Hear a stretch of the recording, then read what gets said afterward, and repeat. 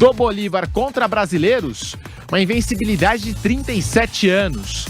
E agora o Palmeiras se torna o primeiro clube brasileiro a derrotar o Bolívar em 2 ocasiões como visitante, hein? Verdão que abriu o placar no primeiro tempo.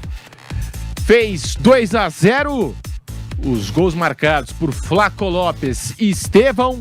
No segundo, acabou sentindo fisicamente os efeitos da altitude. O Bolívar empatou o jogo com 23 da etapa final. Em 2 lances assim, 2 jogadas aéreas, 2 bolas levantadas na área alviverde. E o Maurício tinha acabado de entrar na partida, jogada do Flaco Lopes, que participa dos 3 gols. O Flaco Lopes, ele manda para a área, o Facundo Torres pegou de canela, não pegou bem na bola, né? Só que a sorte dele é que sobrou nos pés do Maurício, que fez o gol da vitória do Palmeiras em La Paz. Mauro Betting, resultado histórico, né? Sim. 7ª vitória seguida do Palmeiras, né? Muitos números aí para esse Verdão do Abel Ferreira. Palmeiras 100% na Libertadores, 3 jogos, 3 vitórias, 7 vitórias seguidas, líder do Campeonato Brasileiro. E com essa vitória, uma atuação muito sólida, sobretudo no primeiro tempo, jogando na altitude. Mauro Betting. É isso, Pedro, torcedor da Jovem Pan. Estamos falando da equipe que no futebol brasileiro e sul-americano mais vence, mais consegue pontos como visitante na história da Libertadores desde 1960. Palmeiras que é a disputa desde 61, quando foi vice pro Peñarol, Palmeiras que voltaria em 68 para ser vice do Estudiantes, Palmeiras que só ganharia uma Libertadores com o Filipão em 99, mas de lá para cá muita história bonita, com o Abel em 20, com o Abel em 21, e agora o Palmeiras rumando para de novo provavelmente ter a melhor campanha na fase de grupos. Claro que ainda estamos chegando à metade do turno, né?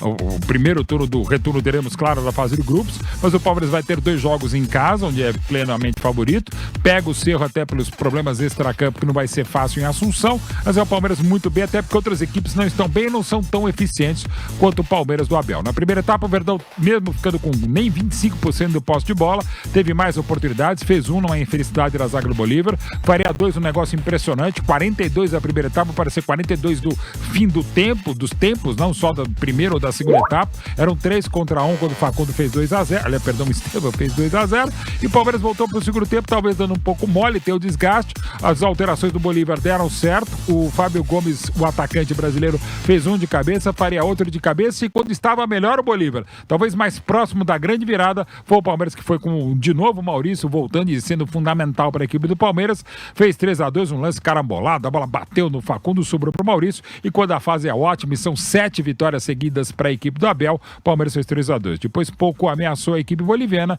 e o Palmeiras de novo mantendo a sua história, como você já destacou, a única equipe a vencer 2 vezes o Bolívar em La Paz, e contando, e muito bem, como aliás o aniversariante, 18 aninhos, Estevão.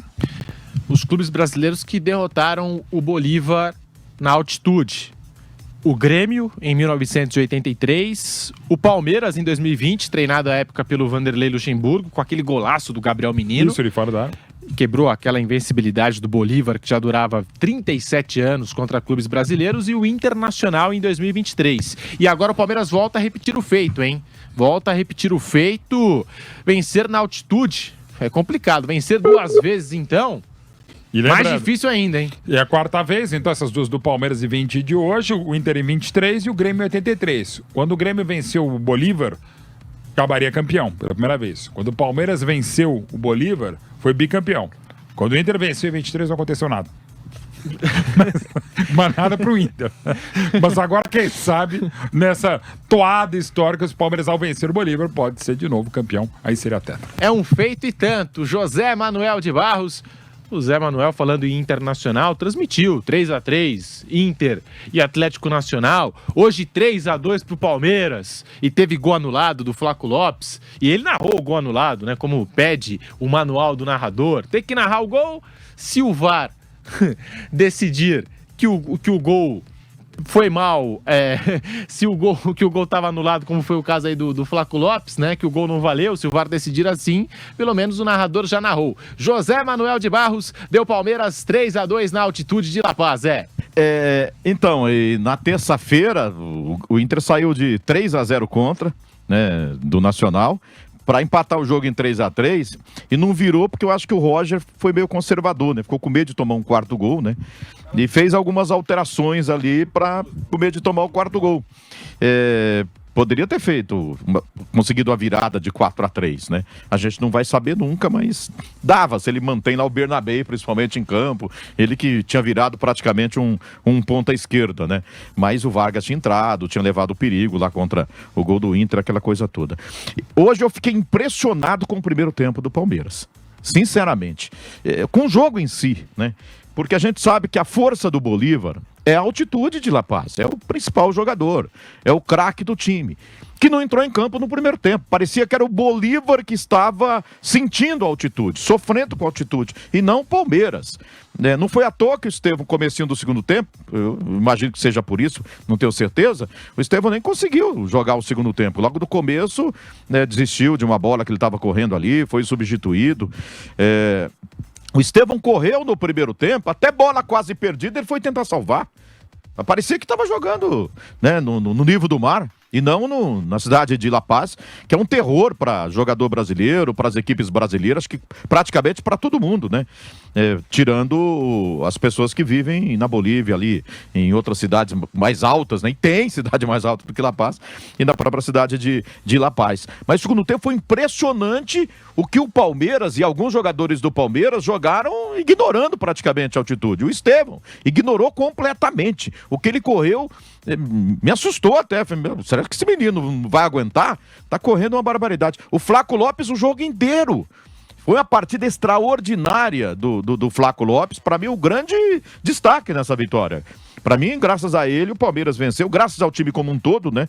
Mas a ele, o time conseguiu essa vitória. O Torres foi muito bem também. O Giai fez um grande jogo. O Gomes não adianta nem falar, né? O zagueiro fabuloso, que é o Gustavo Gomes, zagueiro do Palmeiras. Mas o time como um todo foi muito bem. Mas alguns jogadores, me impressionaram muito pela questão da altitude, ignorando a altitude e jogando. O primeiro tempo do Palmeiras foi uma coisa histórica. Eu acho que eu nunca tinha visto uma equipe jogar assim, na altitude desse jeito.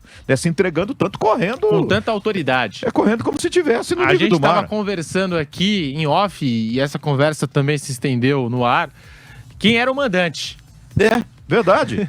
Porque parecia que o Palmeiras era o time acostumado com a altitude e o Bolívar era o visitante. Bolívar não acertava cruzamento. Estava sofrendo no primeiro tempo, gente. Porque não é assim a dificuldade do jogador de respirar. Também tem a questão da bola, do peso da bola, área rarefeita, aquela coisa toda, né? E aí o jogador tem que assimilar isso, tem que bater na bola de uma forma diferente, enfim, senão manda pra lua toda hora. E no primeiro tempo o Bolívar ia cruzar, mandava na lua. Jogava por cima, não acertava um cruzamento para a grande área.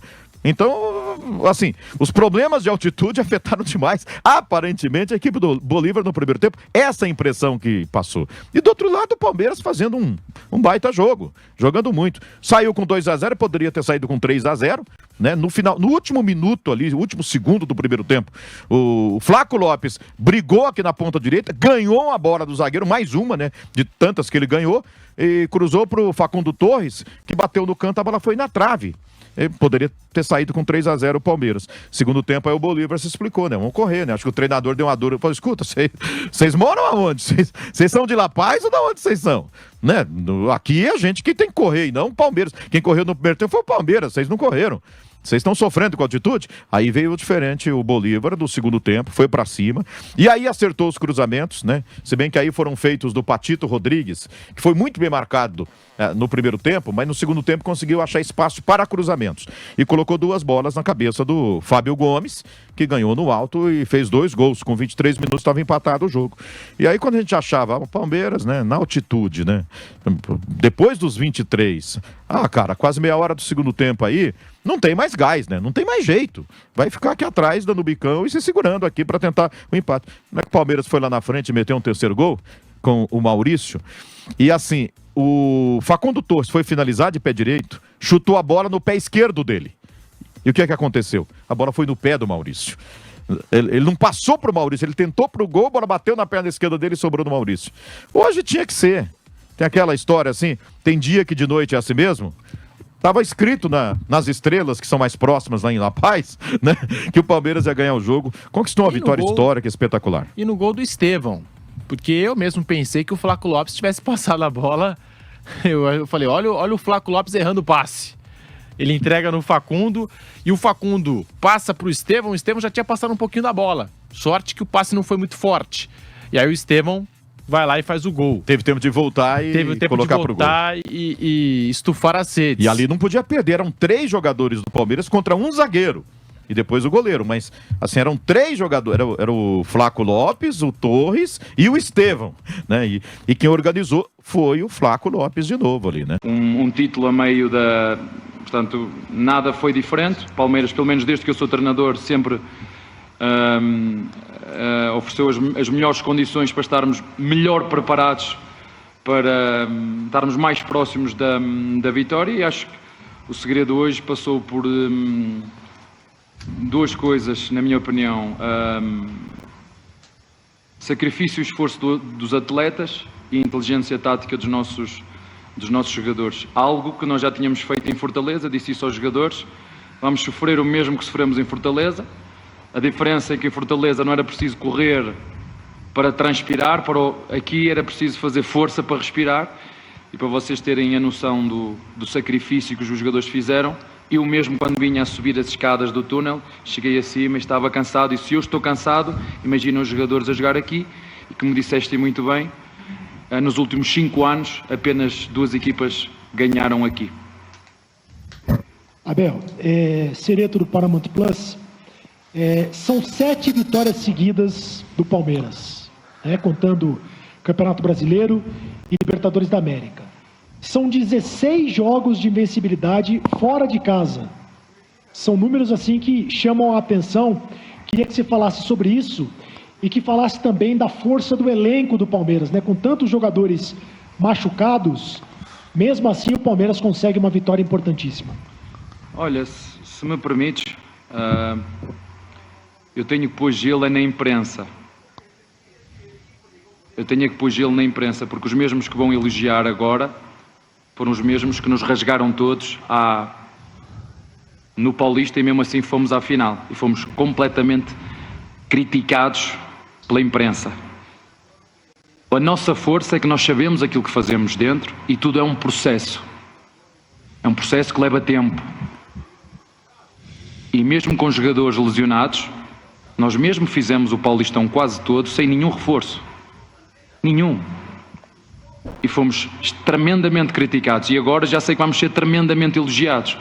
Então, aos meus jogadores, eu vou-lhes dizer exatamente isto que te vou dizer a ti. Não leiam o que escrevem, porque agora vão-nos encher o ego de armadilhas. Nós somos os mesmos, não mudou nada. E muitas vezes são... Sabem quando nós deixamos que nos massageie o ego?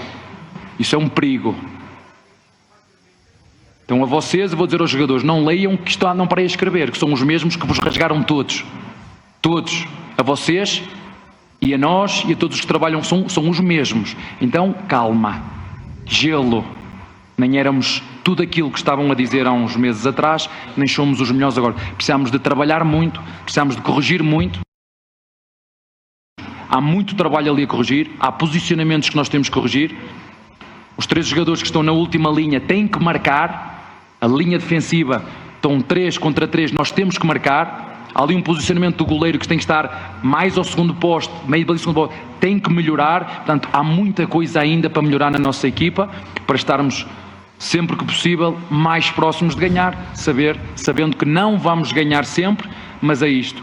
Eu acredito, desde que cheguei ao Palmeiras, que o espírito de grupo, o trabalho em grupo, a equipa será sempre muito mais forte de qualquer jogador individualmente, ou jogador, ou treinador, ou diretor, ou presidente, porque a nossa força vem daquilo que vocês viram aqui hoje. Inteligência tática, esforço, sacrifício, já tínhamos feito em Fortaleza, e chegar aqui, ter a lição bem estudada. Podíamos sair daqui com um empate, mas mesmo na primeira parte já tínhamos mandado uma bola ao poste, tivemos o Facundo que podia ter feito o 3-1, acho eu, ou o 3-0, sofremos o 2-0, o 2-2, tivemos a calma necessária para manter a nossa atitude e a nossa resiliência mental, porque, como eu digo aos jogadores, o jogo só acaba quando termina.